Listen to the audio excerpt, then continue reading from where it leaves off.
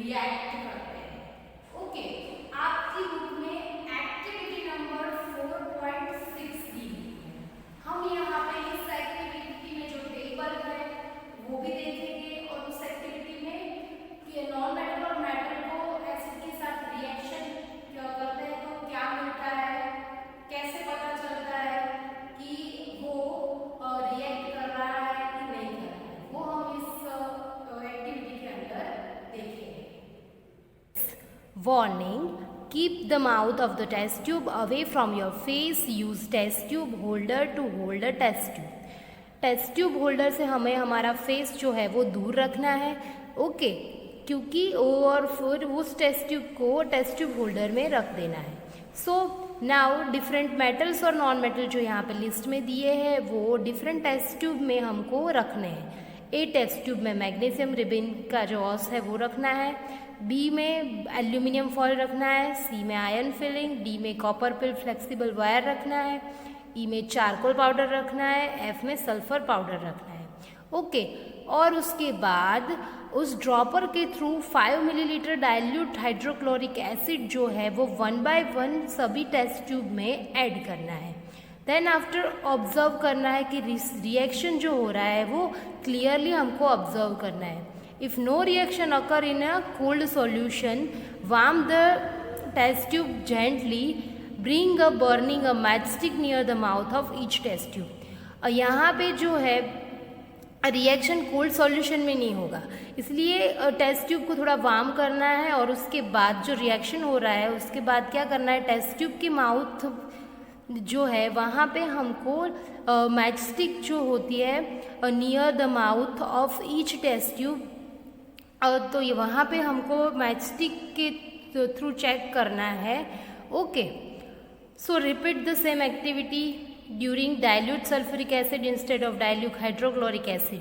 यहाँ पे एक्टिविटी को हम रिपीट भी कर सकते हैं, क्या यूज़ करके, डिफरेंट क्या यूज़ करना है, यहाँ पे डिफरेंट यूज़ करना है, एसिड यूज़ करना है। ओके, सो फर्स्ट हम hydrochloric acid and reaction with sulphuric acid, यहाँ पे दोनों दिए हैं, रूम टेम्परेचर और warm, room temperature and warm. हमको यहाँ पे लिखना है रिएक्शन।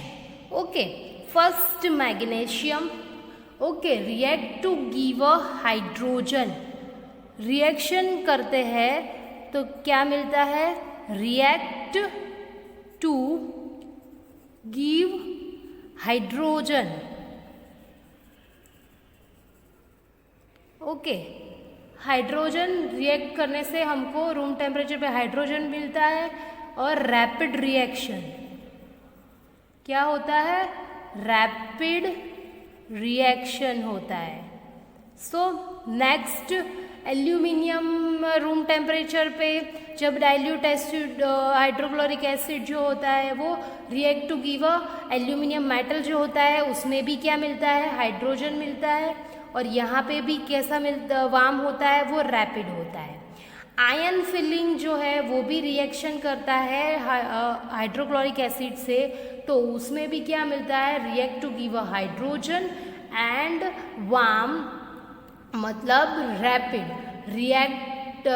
रिएक्शन होता है।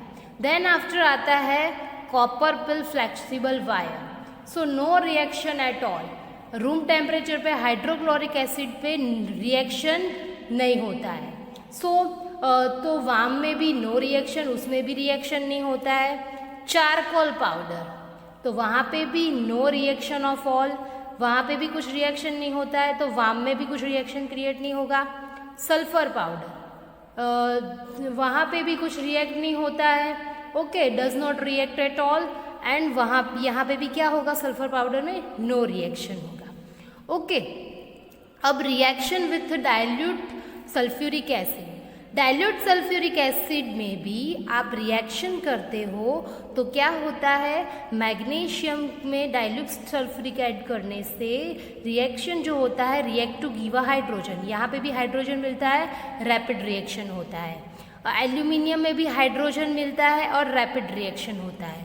React to give a hydrogen, ये भी रिएक्ट करता है एसिड के साथ और हमको क्या मिलता है, हाइड्रोजन मिलता है, और वार्म में रैपिड रिएक्शन होता है। But copper, charcoal and sulphur में same as that sulphur hydrochloric acid में था कि नो रिएक्शन है और जो है वो मोस्टली रिएक्ट नहीं करता है, बट यहाँ पे कॉपर जो है वो वार्म में react to give a hydrogen. Copper जो है वो मोस्टली वार्म होता है, तब वो क्या करता है, हाइड्रोजन क्रिएट करता है। ओके, तो ये तो हो गया टेबल, और आपने इसको इजीली समझ में आया होगा कि जो मोस्टली है 3 लास्ट के वो रिएक्ट नहीं करते हैं दोनों में, और रूम टेम्परेचर पे या वार्म पे सिर्फ यहाँ पे कॉपर जो है वो वार्म में रिएक्ट करता है और हाइड्रोजन देता है। बाकी के ऊपर के जो मेटल्स हैं वो एसिड के साथ रिएक्शन जब करते हैं तो वो हमको हाइड्रोजन देते हैं और रैपिड रिएक्शन होता है। ओके, एक्टिविटी हमने देखी। ओके, तो उसने क्या कि मेटल और नॉन मेटल जो थे वो मोस्टली मेटल्स जो थे वो रूम टेम्परेचर पे रिएक्ट कर रहे थे एसिड के साथ, तो वहाँ पे हाइड्रोजन गैस जो है वो मिलता रिएक्शन। ओके, और नॉन मेटल्स जो थे वो मोस्टली वो एसिड के साथ रिएक्ट करते थे, तो वहाँ पे कुछ भी रिएक्शन क्रिएट नहीं होता था। आप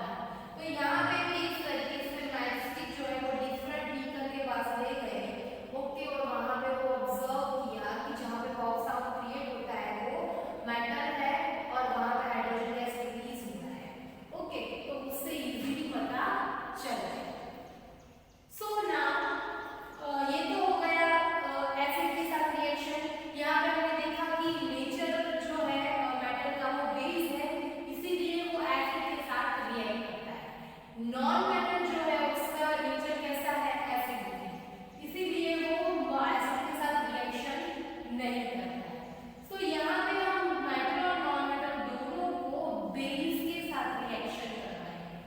सो पॉप-अप साउंड इंडिकेट क्या करता है, जो पॉप-अप साउंड हमने एक्टिविटी देखी थी उसमें पॉप-अप साउंड इंडिकेट करता है कि प्रेजेंस ऑफ हाइड्रोजन, मतलब वहां पे क्या है, हाइड्रोजन गैस प्रेजेंट है।